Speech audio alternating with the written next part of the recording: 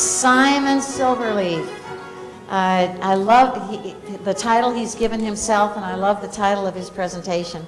His official title on his business cards is Chief Fasting Officer, so he is a CFO. And the title of his presentation is, Why Would You Want to Do Something That Starts with the Word Die?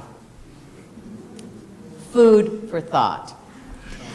Simon will be presenting how he has successfully used diet, including daily intermittent fasting, to achieve significantly improved health. He told me that since he started on this whole routine that he's going to talk to you about, he's lost 30 pounds. So we've had 2 Job Club people who've lost significant amounts of weight while they were looking for a job. Simon did it through what he's going to tell you about. The other guy, Angel, lost 40 pounds through CrossFit. So at any rate, there you go. He moved to Austin in December of 2017 to be near his daughter after a career in IT with Reuters and Goldman Sachs, running an automotive aftermarket company and cost management franchise. He's always been interested in his own health, which began in earnest after caring for his elderly parents in England. He became focused on how diet can be used to manage health. Over the last 4 years, he tried a number of options. As the body ages, its ability to cater to what we eat changes. Last year, he started intermittent fasting and becoming vegetarian, almost vegan now. He has achieved significant changes to his health, good changes, and now he wishes to start a company to spread this message as an aging boomer living in Austin. Fortunately for us, we are his launch pad. Simon Silverleaf.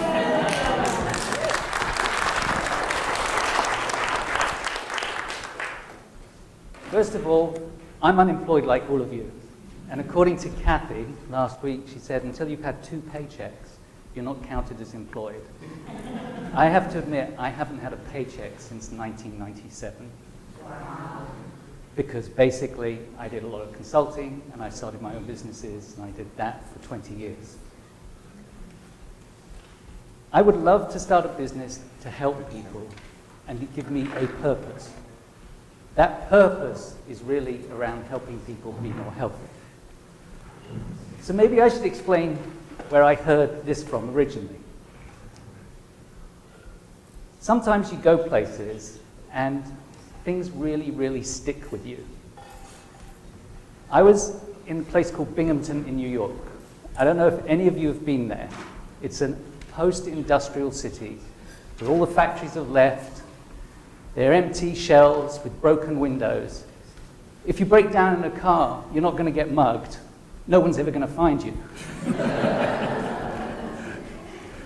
We went into a restaurant which was a converted firehouse, which served basically the standard American diet.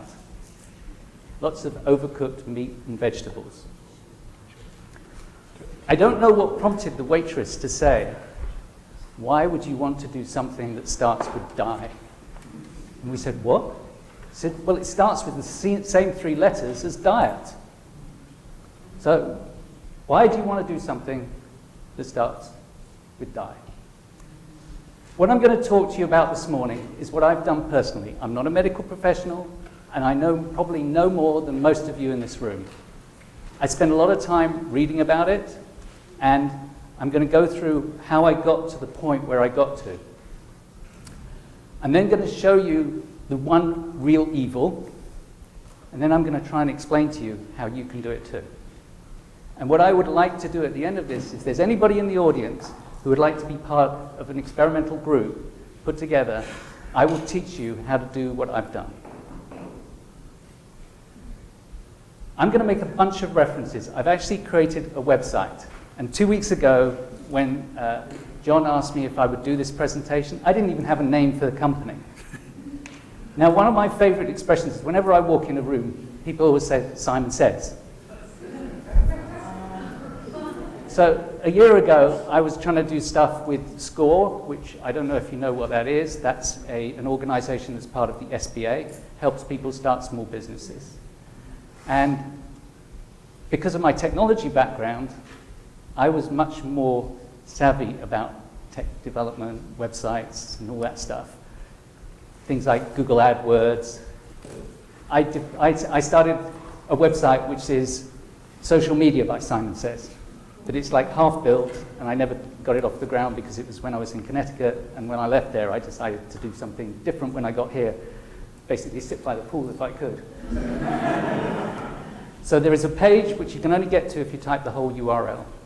It has a list of all the videos I will mention, and it has a list of all the books I will mention. So where I want to get to is if there's anybody in the audience who would like to learn how to become significantly more healthy without spending very much money, come and see me afterwards. It's really remarkably simple. And I know there's a load of research out there, and they do a lot of longitudinal studies. And a lot of what we're taught about diet actually comes from one study that was started in the 1950s. It's the Framingham study from Massachusetts. What they don't tell you is that the cohort of people that was built around was basically nurses. And when they figured out that they were actually doing it on a group of people who weren't representative of the population, the whole thing about low fat is probably not right. But they don't know.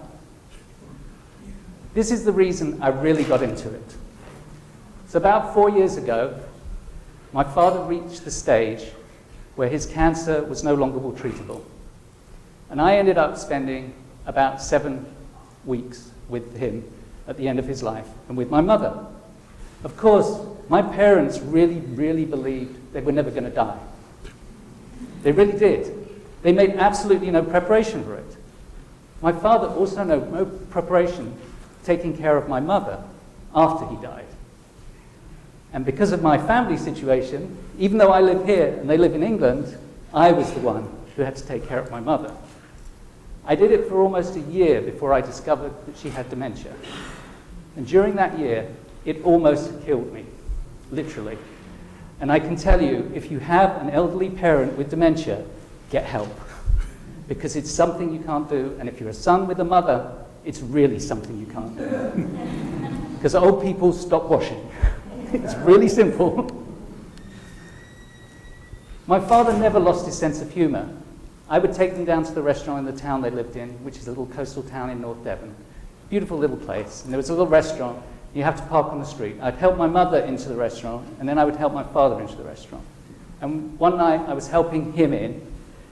I'm carrying the oxygen tank, and these people are walking along. And you know, people tend to get very upset when they see someone with an oxygen tank. They stare. And they were staring at my father, and he looks back at them, and he says, "Look, it takes 2 of us to take care of him."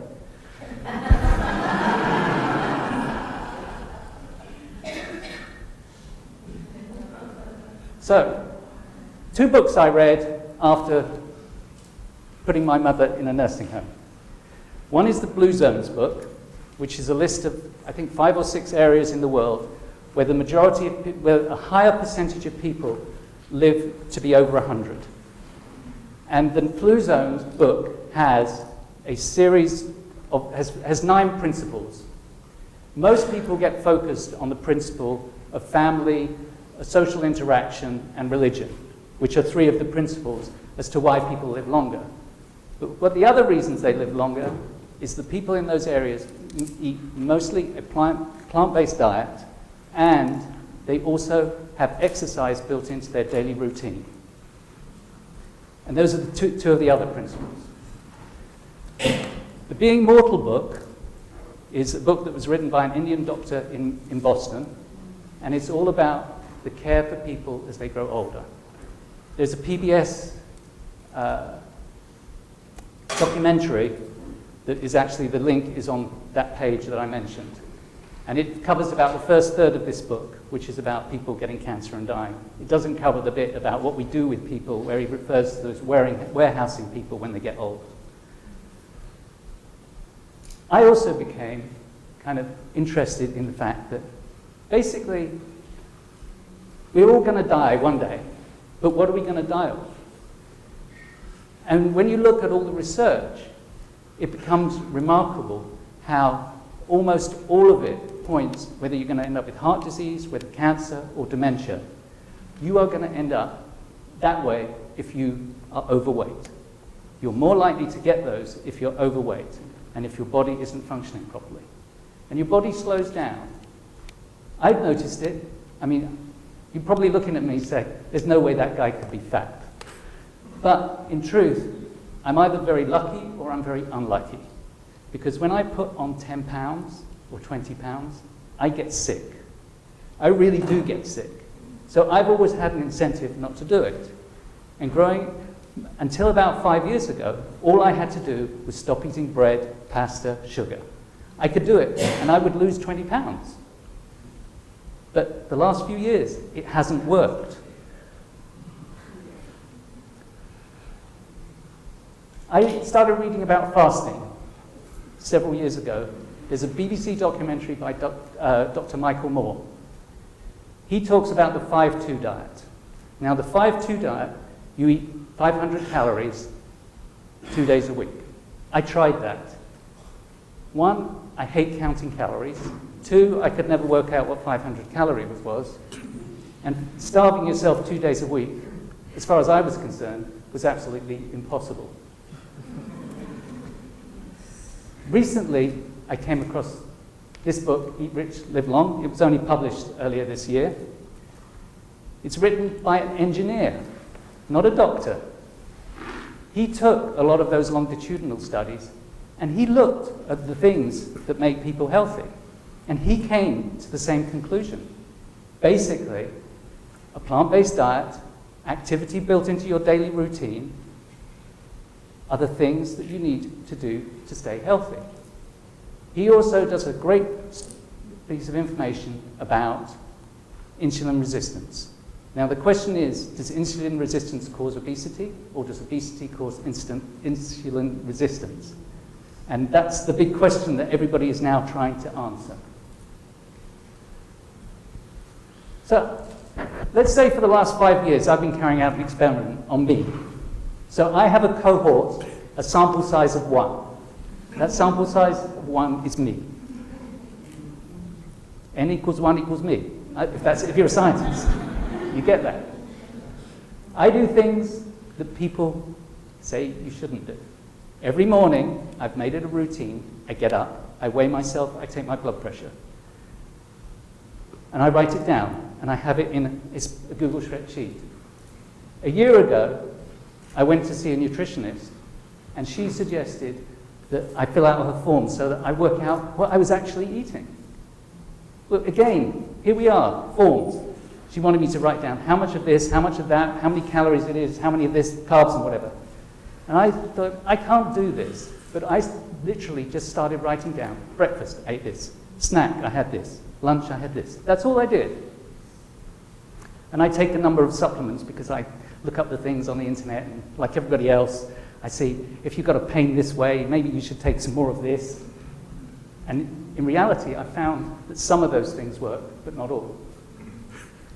The other thing is exercise. We all love our cars, don't we? How far away did you park yours? Kathy made me break one of my rules this morning. She made me park right outside the front door. Well, you offered me the space. Was I going to turn it down? And then, about a year ago, I found a way to get into intermittent fasting. This is what happened to me over the last 5 years. So 5 years ago, I was getting divorced. I was stressed out of my mind. My weight was through the roof. My blood pressure was through the roof. I got divorced, and I had a little bit of time when I was able to do what I did in the past. Forget about sugar, bread, those kind of things, and my weight went down. It didn't go down as far as I'd like it to. It kind of got stuck. And then I ended up going to take care of my parents. And for a year, you can see I didn't actually track myself all the time. I was with my mother some of the time I could weigh myself, some of the time I couldn't. It went back up. And then I checked her in to the nursing home. And I tried. Now, I'm 60 years old, and it doesn't work anymore, right? What am I supposed to do? I see the nutritionist, I start the food log, and then having watched a video by Dr. Dale Bradison, which is also on that page, I start what he calls the 12-3 diet, which is you don't eat for 3 hours before you go to sleep and you fast for 12 hours. So basically what I did was I decided I was going to stop eating around 5, 6 in the evening and then eat breakfast late in the morning. In 6 months, during those 6 months, I was having the greatest time of my life because I decided to go do a lot of traveling last year. I was going all over the place, all over Europe, all over this country. I was traveling and I was losing weight. So you don't necessarily have to do this at home. There were certain things I really noticed about what changed about my body. I lost 4 inches around my waist. I had to go and buy a whole bunch of new pants. I could actually go and buy pants at Abercrombie and Finch, which you can't do if the waist measurement is greater than 32 inches for a guy. I mean, they've got really interesting marketing technique. They only want people that look like their ads. I actually lost any sense of food craving and any sense of hunger. You know how you get hungry and you've just got to eat? I don't get that anymore.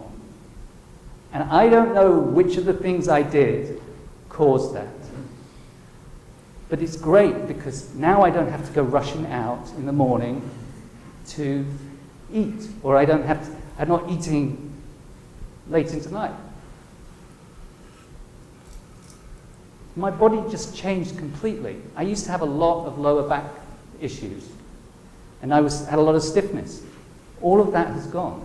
Somehow I have reversed aging a little bit in my body. But the weirdest thing, and this really was weird, is how my skin changed. My skin became much softer and smoother, and I have no blemishes on it anywhere.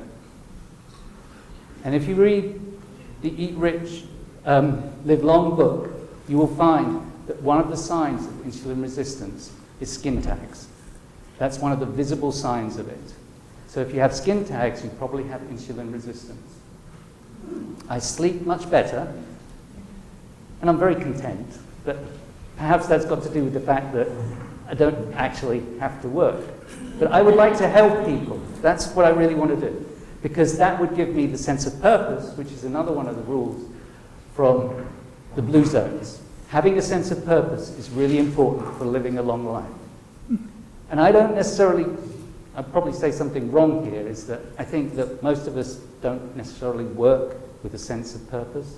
We work for money, we work for a job that we hate.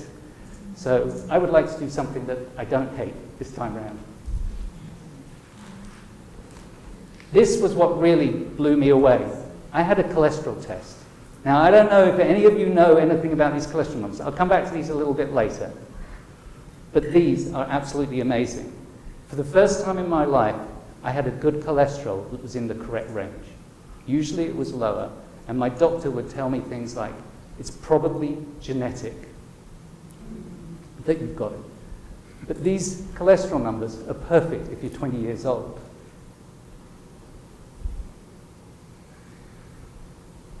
Brings me on to my favorite subject, doctors.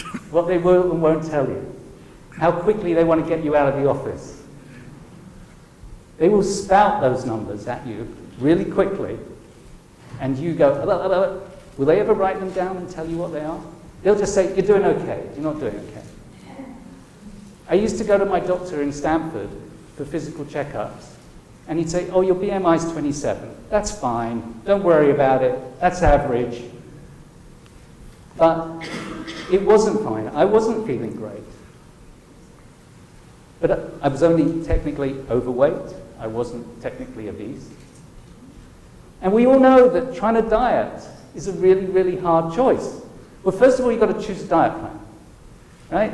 Those diet plans, when you choose them, they tell you, don't do this, don't do that, don't do the other. Count this, count that.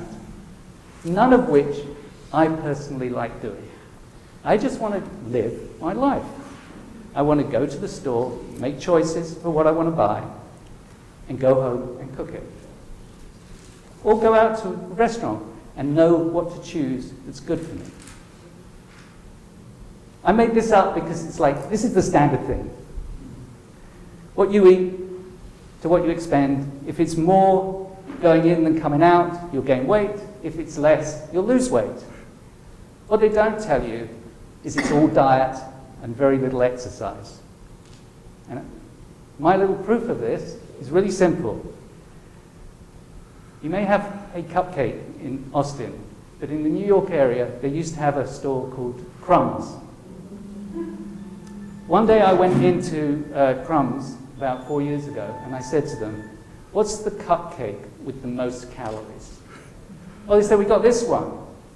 It was 1,090 calories. So I sat there, I took pictures of it. I take pictures of lots of food, which is why my son always refers to me as an aging boomer living the life of a retired millennial.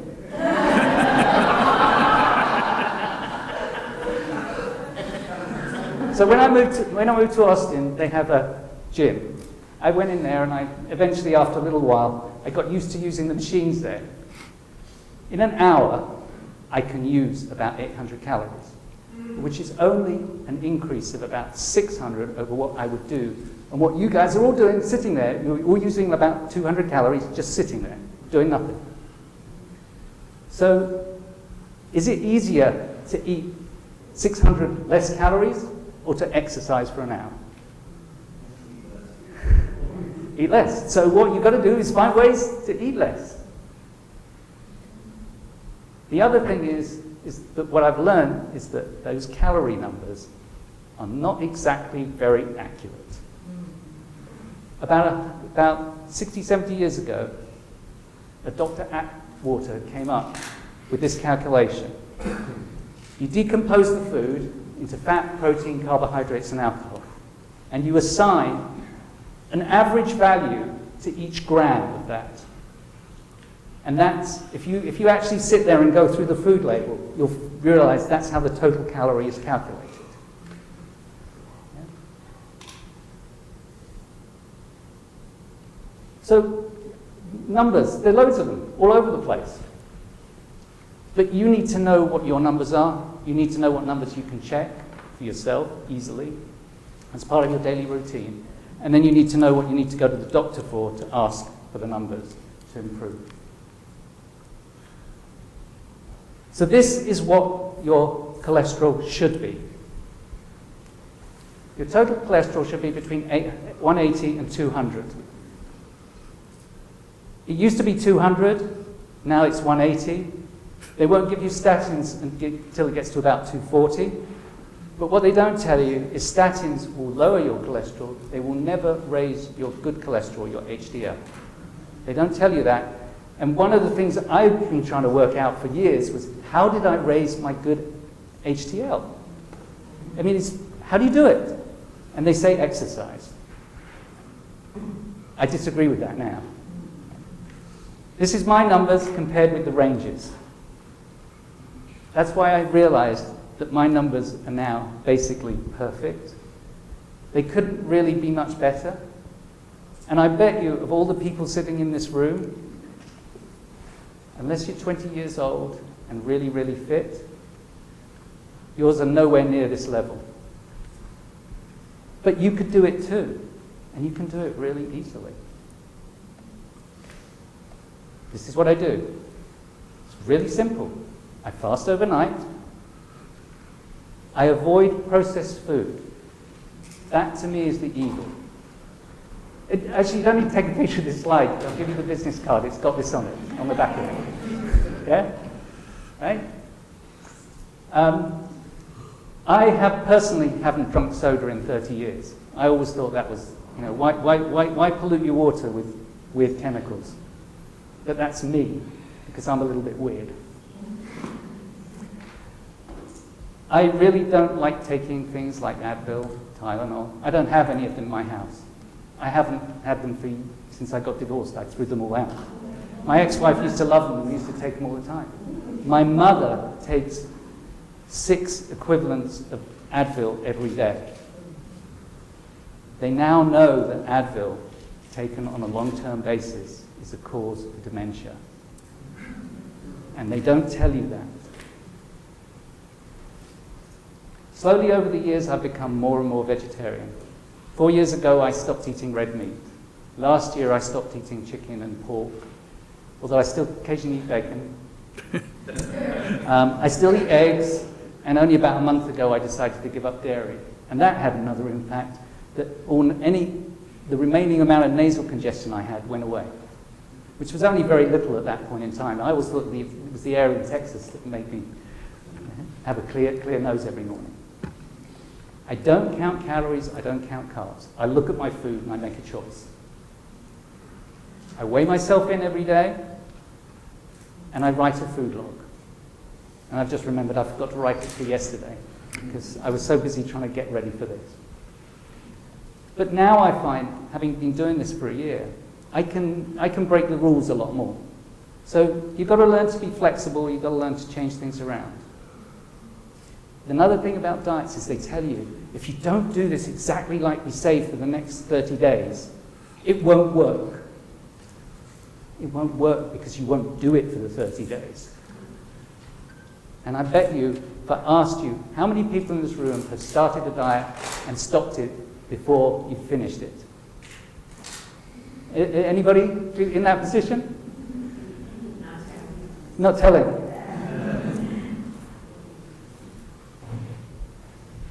Intermittent fasting is kind of like the thing at the moment, but the problem is there's so many different numbers.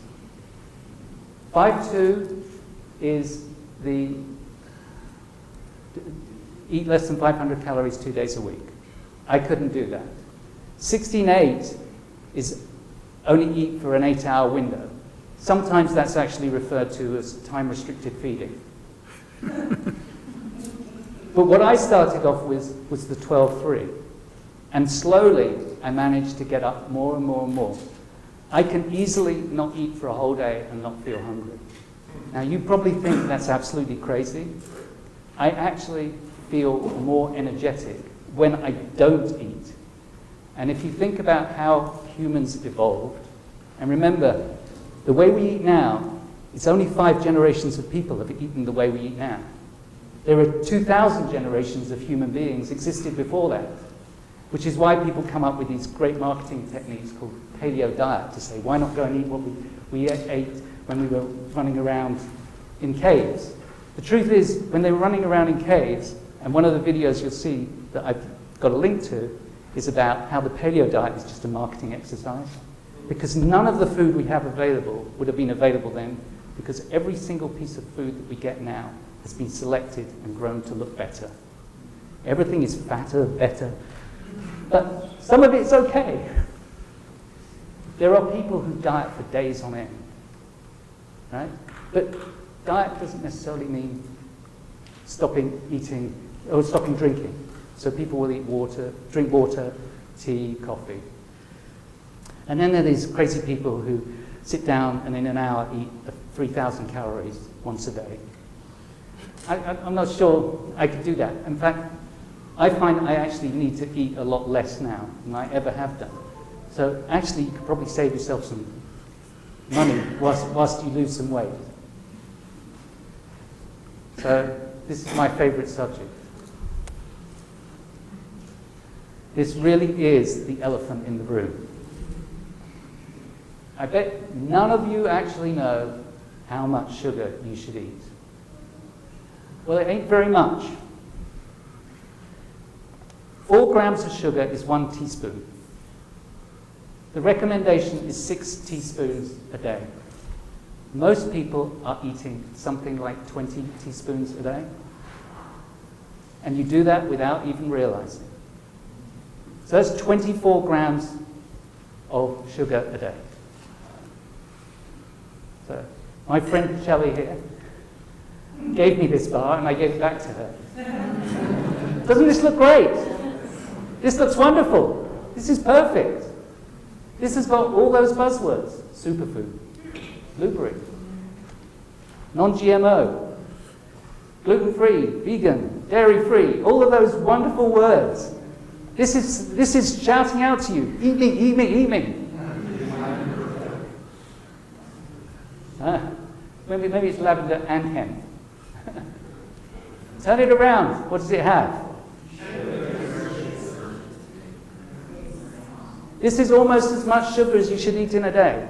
What they've done is they've taken all that great stuff and they've taken out all the stuff that's good for you and left you with the sugar because they know that you have a sugar craving. Sugar is like cocaine, and we're all high on sugar all the time because of the food we eat. And what you've got to do is get away from sugar. As soon as you do that, the world is a much better place. Here, another example. Super healthy Greek yogurt. Don't buy flavored yogurt. Flavored yogurt has enormous amounts of sugar in it. Yeah? Regular yogurt has 6 or 7 grams of sugar. So if you're going to buy yogurt, buy the regular stuff. Forget the flavored stuff. Say something? Yeah? What I had heard was that one of the things that Michelle Obama was trying to do when she was trying to get kids to eat more healthfully was put on, you'll notice on that top thing where it says your percentage of your daily value, how much should you have or whatever, and the sugar lobby put a stop to that. They said, we're not going to ever have that posted. If you go to other countries, that's on labels, but it's not on labels in the United States. Yeah, there is no percentage of sugar. Right. Yes? They don't So you actually have to look at the number and you have to say, how much of my 24 is that? So Michelle could not be the sugar lobby Yeah? in the United States. So when I gave up dairy, I started eating almond yogurt and coconut yogurt. And those basically have very little sugar in them. If you go down to Whole Foods or Central Market or any of those, they have all these wonderful drinks and all these wonderful things in you're supposed to have. And one day I was there and I thought, I'll try one of these. I didn't really actually particularly like it, but it's still got 11 grams of sugar in it. I mean, it may have turmeric in it and lemon and whatever. But it's easier, if you want to have a lemon turmeric drink, buy a lemon, squeeze it, put it in water, add some water to it. I add apple cider vinegar, add some turmeric, you make your own. You don't get the same amount of sugar. You get used to drinking it. It's funny. Now I find eating sugar is not very good for me. The reason you should avoid processed food is really, really simple. They all contain these things. And they're all things that our bodies react badly to, but they're all things that if you go back to after the Second World War, the US government and the European governments all decided they wanted to help the farmers. And the things that were easy to grow were these things. And they subsidized those, which is why in this country you have so much high fructose corn syrup. And breaking that, as Kathy said, breaking that loop, getting the farmers not to accept those subsidies to grow the food that they didn't know what to do with, so they turned it into high fructose corn syrup, which they then had to sell to Coca-Cola, who then stuffed it in Coke. I mean, it's like we created this problem. I don't know how we're going to solve it. All we can do is solve it for ourselves. So back in the days when I used to do IT, they used to have an expression, how do you eat an elephant? One spoonful at a time. What do we do with sugar? One spoonful at a time. Except it tends to be closer to 20 a day for most of us. So how are you going to do this? The first thing I'll do is I'll warn you. If you're going to do this, check with your doctor. He'll probably say not to do it. But I personally, back when I lost that weight after I got divorced, I had also that year been diagnosed with something called the right bundle branch block, which is an imperfection in the electrical system in my heart. And also my blood pressure was very high, and the doctor had given me a lot of blood pressure medicine. But losing that weight, my blood pressure got to be correct. So taking that blood pressure medicine and losing weight made my blood pressure plummet, which is something the doctors don't really tell you about if you have high blood pressure, is that if your blood pressure really plummets, you can't even stand up. So I woke up on Saturday morning, and fortunately, although my son was away at college, that weekend he was actually at home, right? I couldn't stand up. He took me to the emergency room. I thought I was having a heart attack, because I'd been told about this right bundle branch block, and I'd been going to the cardiologist for stress tests. Eventually, the cardiologist, when I said, well, what does it mean? He just shrugged his shoulders.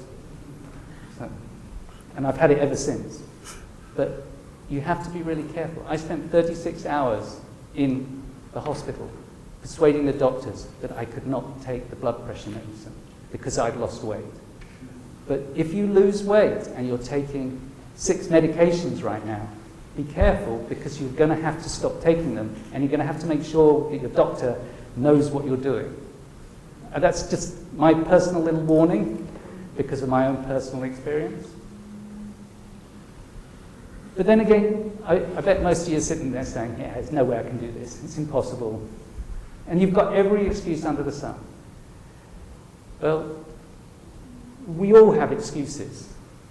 And usually, if you're trying to get through a brick wall, you can bang your head against it. You can try and climb over it and fail. But the best thing to do is to walk around it. And what you've got to do is find a way to walk around that wall.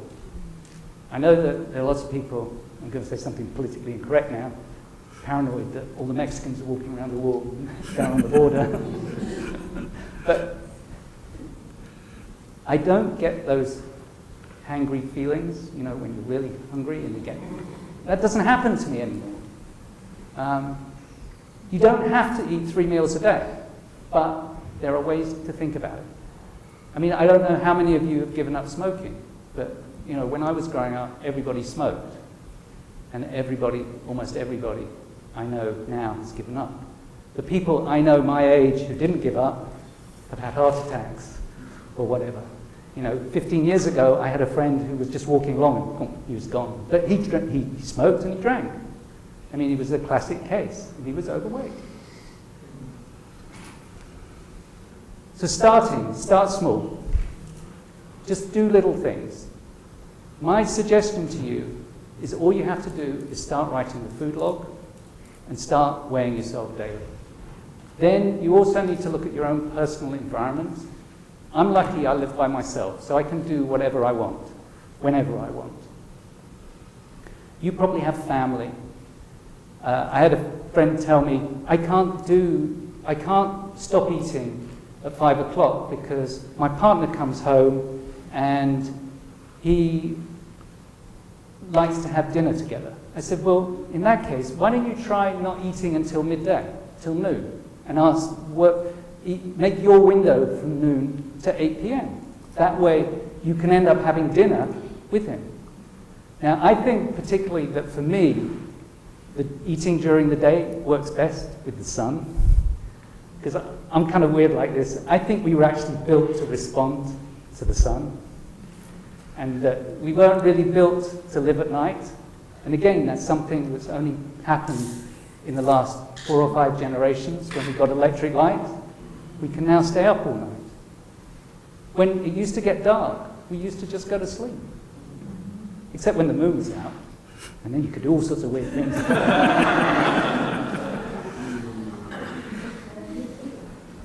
So you've got to learn to switch from 3 meals a day. One of the golden rules is get rid of all the stuff that is a temptation in your house. You don't have to go and throw it all out all at once, unless you really want to, because I believe big changes fail. You want to make small changes. So make a decision. You're not going to buy any more cookies. You're not going to buy any more candy bars. You're not going to have a stash of stuff at home. Work your way through what's there, and then start doing it. There was a study released this week by the University of Surrey in England, where they took 2 groups of people. They said to one group, just to eat the way you've been eating. And they said to the other group, eat breakfast 90 minutes later and dinner 90 minutes earlier. That's all they did. They didn't ask them to change what they ate. 54% of the people who changed the time that they ate lost weight. So there is definitely something in reducing the amount of time you're eating and giving your body time to recover and get rid of whatever the toxins are that are in the food. Then just learn how to eat better. You know, you don't have to change everything today.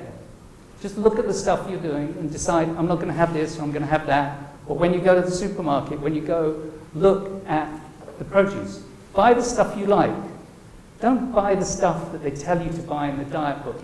Because the diet book, that person is the way they liked it and the way it worked. Everybody is different. Everybody is different. Some people work better on some foods and some on other foods. Choose the ones you like. I think the biggest thing is what we drink. We drink so many things with what people refer to as empty calories. Just drink water, drink tea, drink coffee. I still used to put milk in coffee, but I don't feel that's bad. I mean, a small amount of something isn't bad. And then learn to cook some simple recipes. I like to think of it along the lines of prepare, don't unwrap.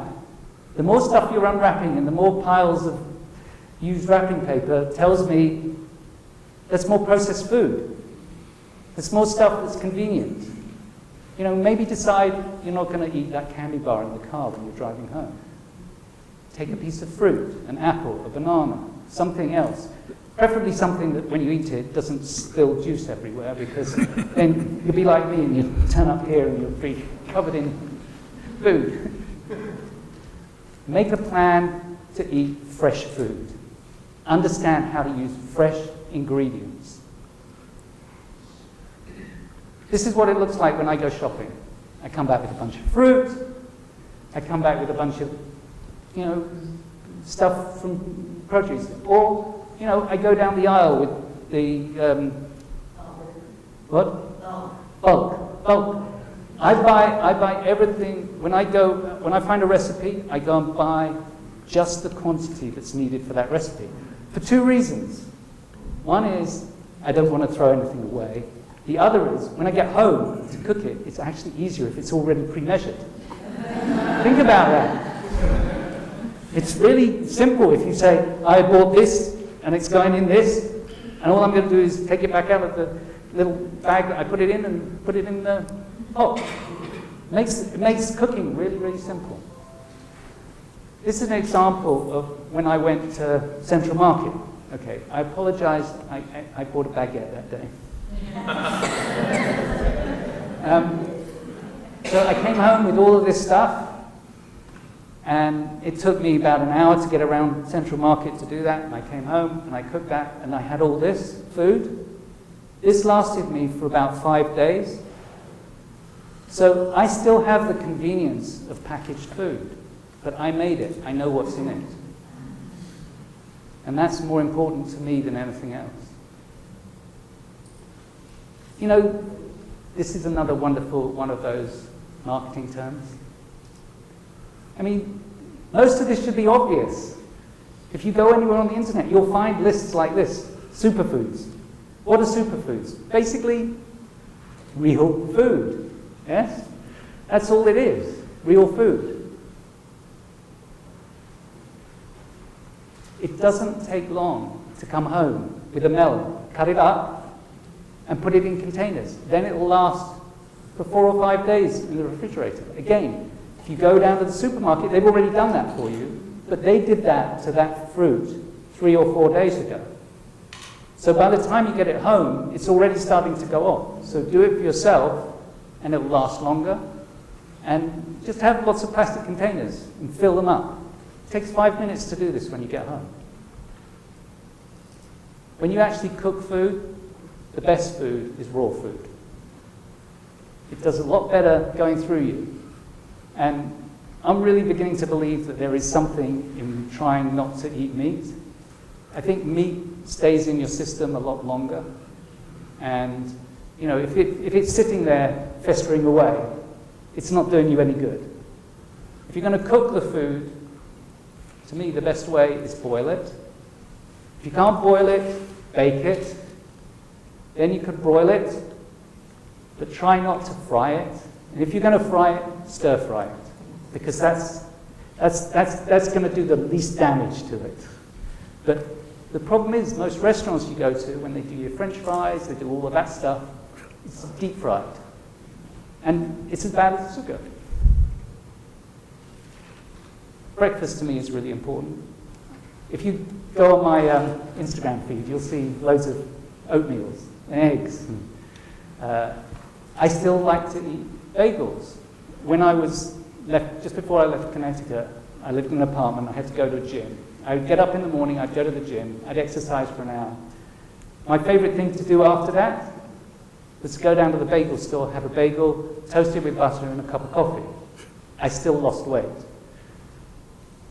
Tell me, what's wrong with a little bagel? I mean, they're really nice. And then sometimes you can even eat things that you might eat for dinner, for breakfast. Why not? Why does breakfast have to be totally different from all the rest of your meals? And for me, it's almost always the most important meal of the day, because I eat most at breakfast, less at lunch, and almost nothing at dinner. When I make my oatmeal, I add a lot to it. I add so much to it that it's probably about 500 calories. I add fruit, I add nuts, and I add yogurt. And it takes me, 10 minutes to do that. And sometimes, when I was doing this presentation, I was sitting at my computer putting all these beautiful pictures together. It would take me an hour to eat that bowl down in the left-hand corner.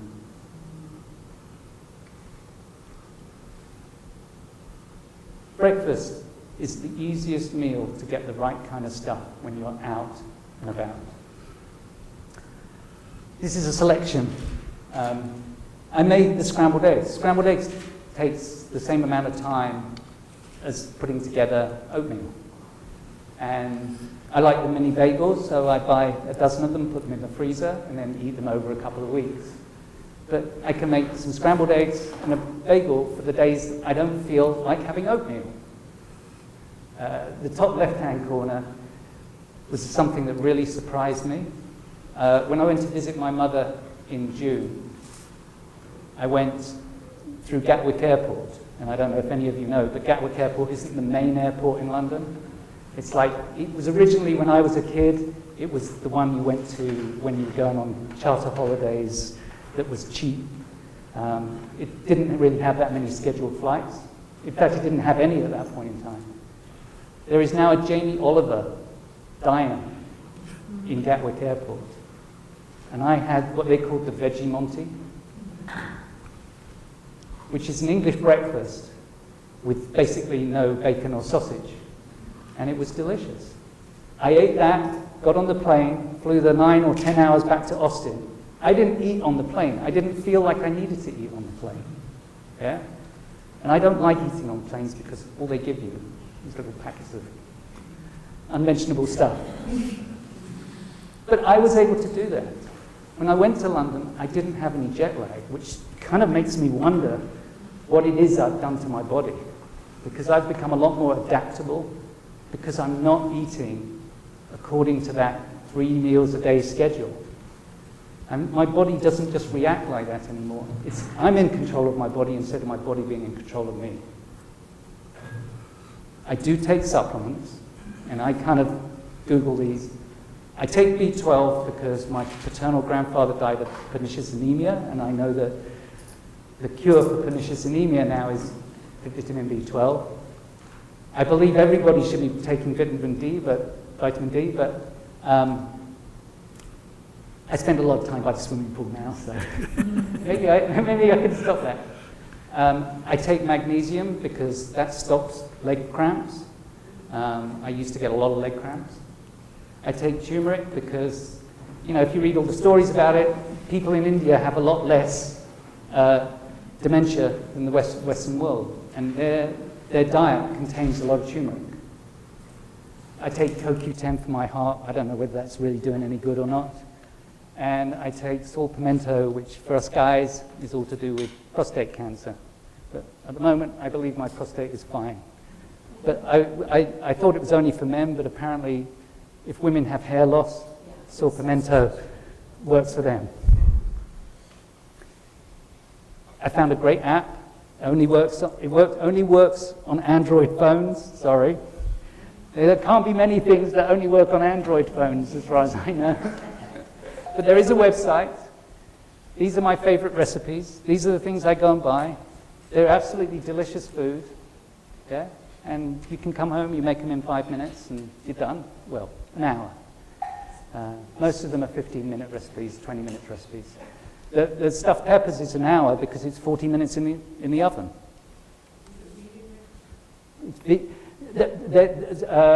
I think you can make all of those as vegan recipes. The left two are definitely vegan recipes. The right one, the garlic, the creamy mushrooms, if you make it with coconut cream as opposed to regular cream, it becomes vegan. And I can't remember what the ingredient is of the stuffed peppers that you have to... Oh, it's mozzarella cheese. So one of the things I have to try and find is you can get coconut mozzarella cheese. I've got to find that somewhere. But basically, I go out and look for one thing at a time. And when you go and look for one thing at a time, it's a lot easier than going with a whole new set of ingredients that you have to go and find. So, I mean, I take lots of pictures of my food, and I post them on Instagram and Facebook and whatever. My kids hate me. But, so that's the stuffed pepper at the front. That's the mint soup at the left, the mint pea soup at the left. And the right is actually baked egg in an baked avocado. So what you do is you put egg in the avocado and you bake it for 20 minutes.